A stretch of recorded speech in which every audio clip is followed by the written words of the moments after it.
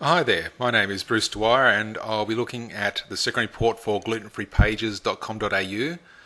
And in this report we basically look at who's the average celiac. Now we know from data that except for race, that all other things being equal, that anyone could have celiac disease. It's down to the gene they carry.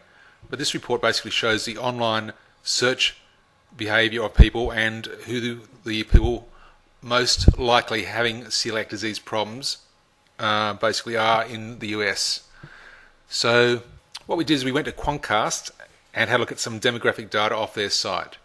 We based it on 3 popular gluten-free sites and 3 celiac sites and did some weighted averages to come up with statistics for visitor proportion and index percentage. The proportion means the whole lot of visitors add up to 100, whereas the index will show how the individual segments rate compared with how they visit other sites. So are they overrepresented on gluten-free and celiac sites or underrepresented for the normal search behaviour? There are only 5 demographics, so I'll just go through them in order. First is gender. Now interestingly, females make up the largest percentage of people who visit these kind of sites. On gluten-free sites, 62%. On celiac sites, 65% of the visitors are female.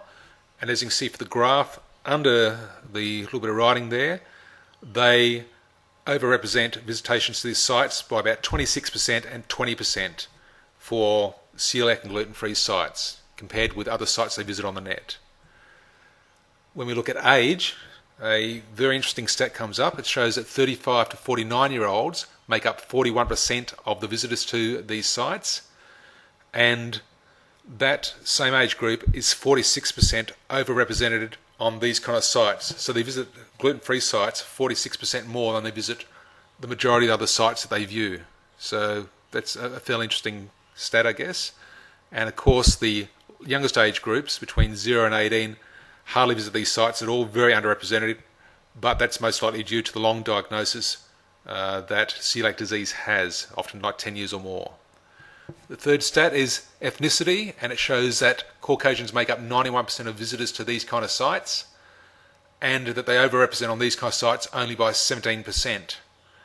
The most interesting thing about that is that while Caucasians make up 75% of the US race, they make up 91% of visitors. And as you can see from the 2 graphs, all the other races together only make up 9% of visitors to these sites, and African American, Asian and Hispanic are very underrepresented on these sites compared with other sites they visit, showing that either they are not susceptible to celiac disease or at the moment they're not diagnosed, which is probably partial true in both cases.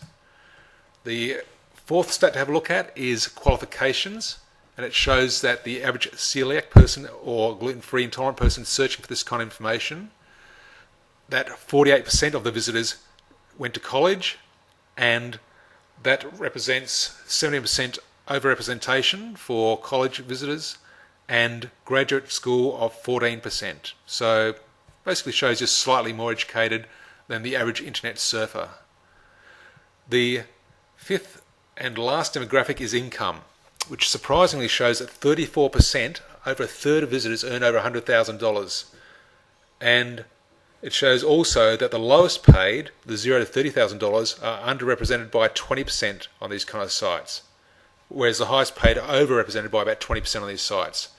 So that all ties in with previous research we've done, which shows that the wealthiest countries and the wealthiest states in those countries have the highest gluten-free search trends. And this kind of, I guess, caps all of that research off, showing that individuals also who are wealthy tend to have the highest interest in gluten-free foods and therefore are probably the group which is most diagnosed in society at the moment. So in summary, if we look at the average visitor to these kind of sites and therefore the average celiac, you come to the conclusion that it is a female Caucasian, 35 to 49, who has attended college and has an income over $100,000 per year. Very interesting to actually have narrowed that down to that point. Now we do note that celiac disease affects Caucasians more than most other races, but it is not age, gender or income biased.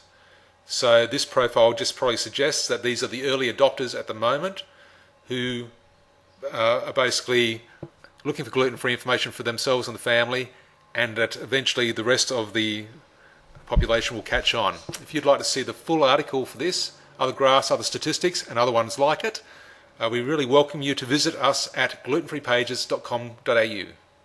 Thank you.